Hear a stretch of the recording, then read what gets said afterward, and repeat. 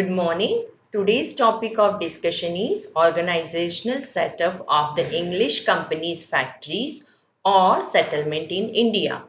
The English people came to India in the reign of Emperor Jahangir and settled at Surat. Surat was one of the most important centers of trade and commerce on the western coast of India. The Surat town was also known for the trade in diamonds. The business activities at Surat had proved to be an attraction for the English people. The East India Company had decided to have a settlement at Surat.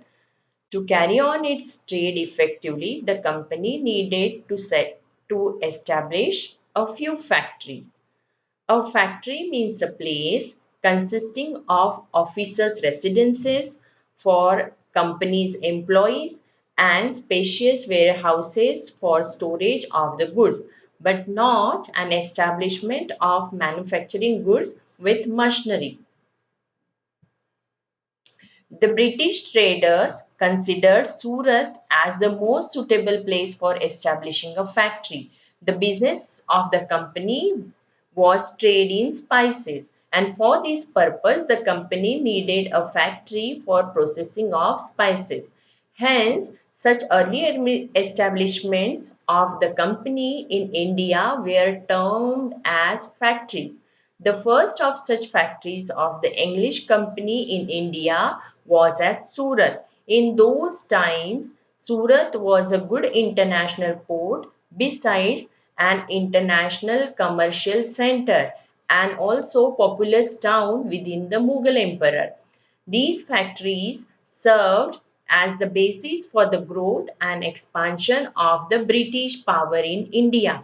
The port here means where the facilities are provided for loading and uploading of cargo ships.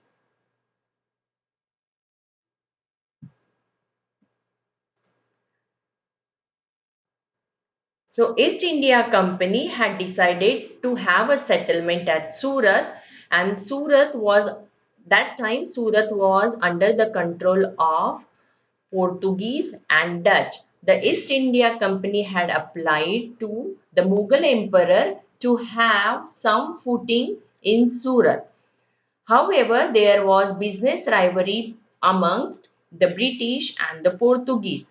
Portuguese were succeeded in getting favorable treatment from Mughal emperor, and this offended the company, and as such there was an armed conflict between Portuguese and the British people. So in this, East India Company defeated the Portuguese, and as a result, the Mughal emperor offered favorable treatment to East India Company, and the permission was granted to East India Company for settlement at Surat in the year 1612. James first sent an ambassador, Sir Thomas Roe, to the Mughal emperor to secure necessary trading facilities. So, in the year 1615, the Mughal emperor issued a farman, that is, an order granting the facilities besides allowing them to trade and establish a factory at Surat. The Mughal emperor granted the right of self government to the English. This treaty proved a turning point in the legal history of India as the English company secured the various privileges from the Mughal emperor. It provided, number one, that the disputes amongst the company servants will be regulated by their own tribunals. Number two, that the English people will enjoy their own religion and laws in the administration of the company. Number three, that the local native authorities will settle such disputes cases in which Englishmen and Hindus or Muslims were the parties. Number four,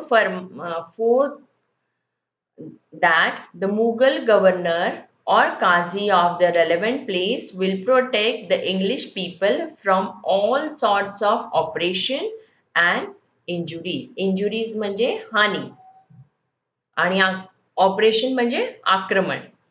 Till 1687, Surat was the chief center of the company's activities in India. It was the most important factory and the first presidency. It was in the form of the headquarter in India. Its administrative head was designated as president or the governor. So he was executive of the company and he was designated as president or the governor. He was chief representative of the company in India. President or governor was a chief executive officer of the company.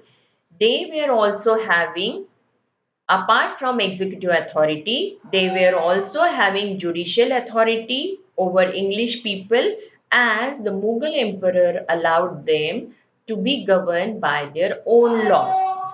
So here it is observed that although they means governor and his council were executives of the company, apart from that they were also having legislative authority, as well as judicial authority. Legislative authority means they were authorized to make bylaws, ordinances, etc.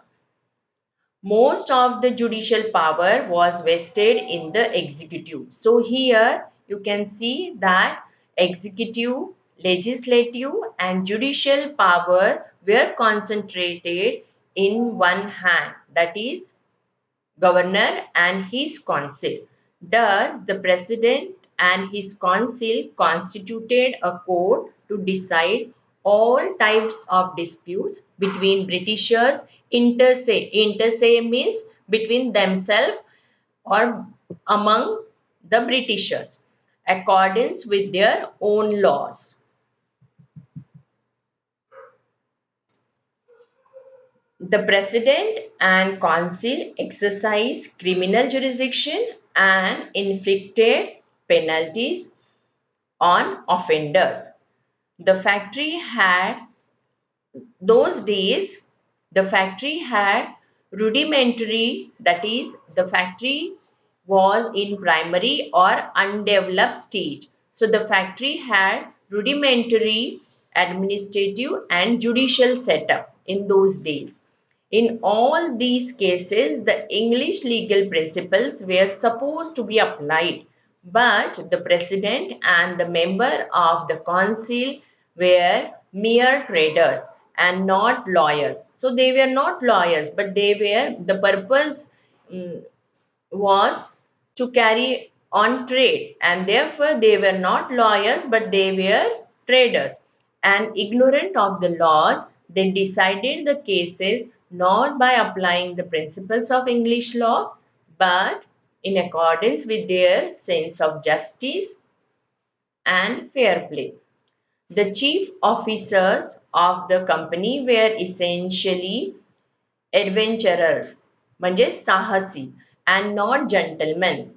They were traders and not lawyers, and they therefore acted in loose manner rather according to laws of the power. Then the recognized principle of justice and reason म्हणजे इथे तर्कशक्ती वापरलेली नाहीये त्यांनी. Naturally, administration of justice was not of a high order in Surat. Surat lost its importance as a trading station with the passage of time, and ultimately in May 1687 the headquarters of the president and the council were shifted to Bombay. So with this, I have completed organizational setup of the English company's factories or settlement in India. Thank you.